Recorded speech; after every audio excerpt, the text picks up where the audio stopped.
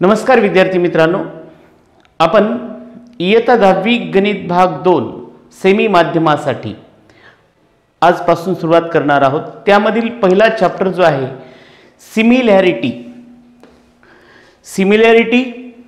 This chapters carries 10 marks for board exam. यासाठी आपल्याला 10 marks आहेत या चॅप्टरसाठी आणि यामध्ये आपल्याला काही पॉइंट्स जे काही शिकायचे आहेत ते आपण पाहूया। Ratio of areas of two triangles, ट्रायंगलच्या एरियाचा रेशो, देन बेसिक प्रोपोर्शनॅलिटी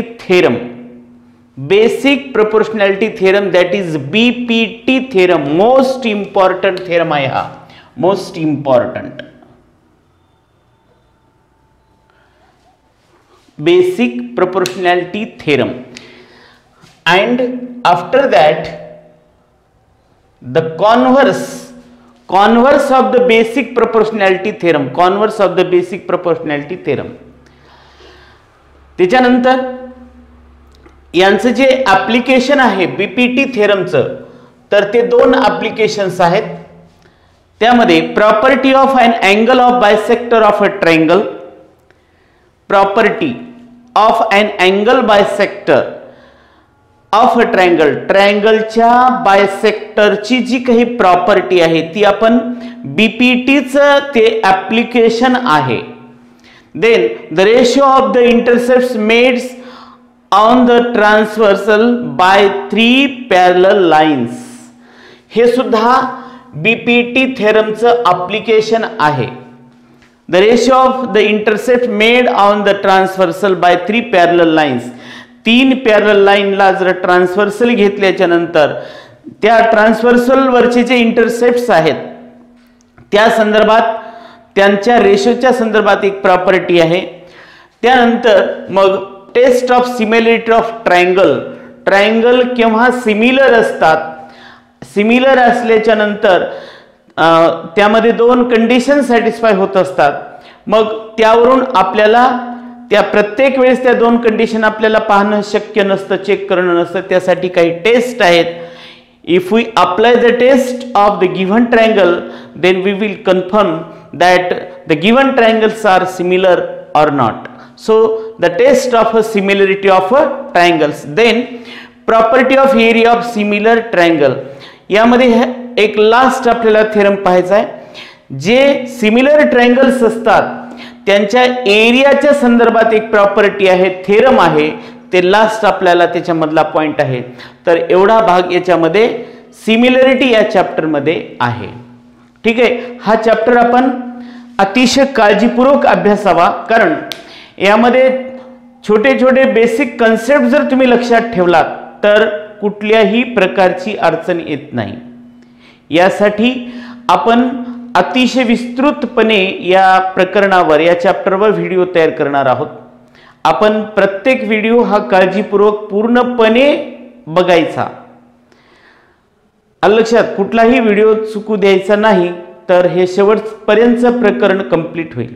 आपण जसं first chapter in math part फर्स्टचं आपण घेतलेलं आहे, linear equation in 2 variable complete घेतलं, त्याच्यामध्ये तरी काही एक्झाम्पल आपण सोडून दिले होते, काही क्वचित, पण यामध्ये मात्र आपल्याला बरेचसे कन्सेप्ट शिकायचे आहेत। त्याचबरोबर प्रॅक्टिस सेट, त्याच्यानंतर प्रॉब्लेम सेट, हे कम्प्लिटली थेरम, त्याच्यानंतर त्याचे प्रूफ्स, ॲक्टिव्हिटीज, हे पूर्णपणे यामध्ये समावेश असेल। म्हणून आपण सर्वांनी प्रत्येक व्हिडिओ हा काळजीपूर्वक पाहावा आणि आवडल्याच्या नंतर निश्चितपणे लाईक करायला विसरू नका। आणि अद्याप जर चॅनल सबस्क्राईब केलं नसेल अशांनी चॅनल सबस्क्राईब सुद्धा करणे आवश्यक आहे। ठीक आहे, तर in last year we have studied the chapter ratio and proportion in math paper first. आपण मॅथ पेपर फर्स्ट मध्ये हा चॅप्टर अभ्यासलेला आहे 9th ला, रेशो अँड प्रपोर्शन। त्यामुळे याच्याबद्दलची मॅक्झिमम आयडिया आपल्याला मिळालेली आहे। ही कन्सेप्ट आपल्याला या चॅप्टर मध्ये सिमिलॅरिटी मध्ये यूज करायची। मग ही याची रेशो अँड प्रपोर्शनची जी कन्सेप्ट आहे ही आपल्याला यामध्ये यूज करायची असेल तर हे माहित असणं आवश्यक आहे आणि हे आपल्याला माहित आहे, पण तरी पण आपल्याला एक उजाळा म्हणून रिव्हिजन म्हणून आपण त्याचा एक विचार करू. समजा आपण असं सांगितलं की या चॅप्टर मध्ये पाहिलेला एक मी सांगतो एक concept, if the ratio of 6 and 8 is 3/4. असं आपल्याला जर माहित असेल की या दोन नंबरचा जो रेशो आहे तो 3/4 आहे, 3:4 आहे, then we can written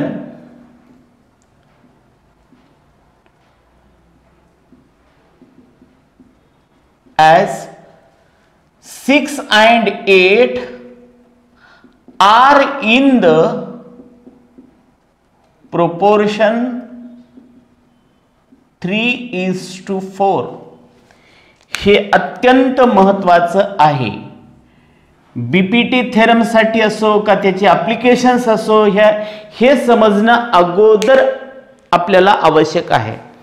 समजा या दोन नंबरचा रेशो आहे 3/4, तर आपण याला काय म्हणू शकतो, 6 and 8 are in the proportion 3:4. हे 6 आणि 8 हे कशाच्या प्रपोर्शन मध्ये आहेत, are in the proportion 3:4.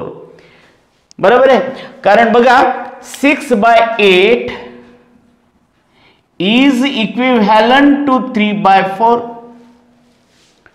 because the ratio of 6/8, the value of the ratio of 6/8 is 3/4 and the value of 3/4 is again 3/4. So 3/4 means these two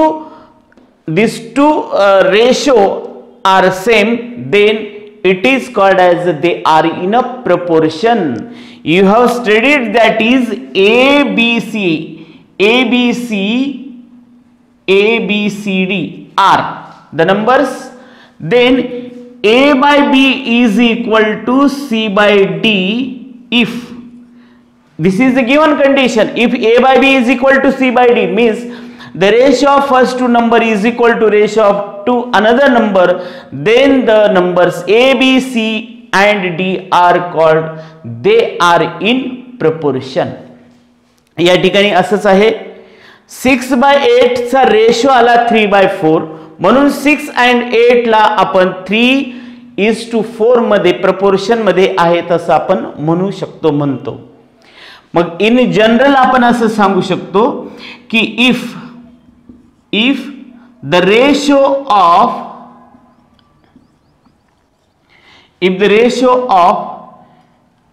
A and B is m/n, then we can write A and B are in the proportion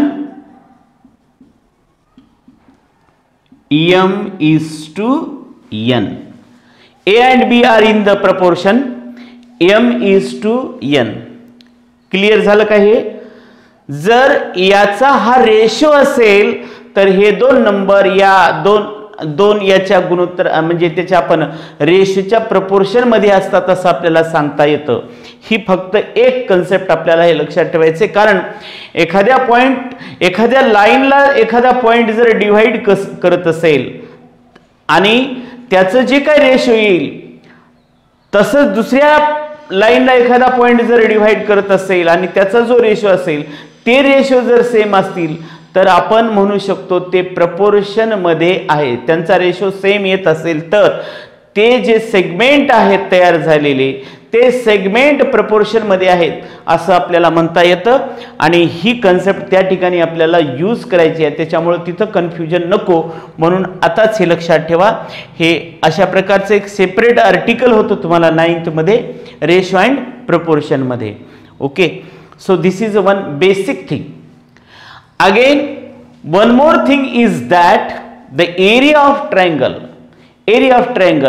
याचा जो formula आहे आपण standard 3rd पासून अभ्यासत आहोत आणि हा नेमका फॉर्म्युला आपल्याला बेसिक फॉर्म्युला जो म्हणतो आपण ट्रायंगलचा, area of triangle, area of triangle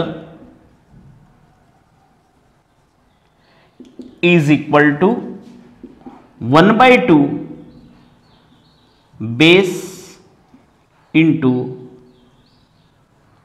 height. Area of triangle is equal to 1/2 base into height. हा अत्यंत महत्वाचा फॉर्म्युला आहे जो की आपल्याला सुरुवातीला काही प्रॉपर्टी बघायच्यात, त्या प्रॉपर्टीसाठी हाच फॉर्म्युला उपयोगात पडतो, म्हणून हा फॉर्म्युला सुद्धा आपण लक्षात घ्या. Area of triangle is equal to 1/2 base into height. Okay, यानंतर आपण जो फर्स्ट पॉइंट आहे ratio of area of two triangles यांच्या ज्या प्रॉपर्टीज आहेत त्या प्रॉपर्टीज आपण नेक्स्ट पिरियडला बघूया. तोपर्यंत एवढा आपण 2 बाबी जे सांगितले मी हे आपण लक्षात ठेवावे. ओके.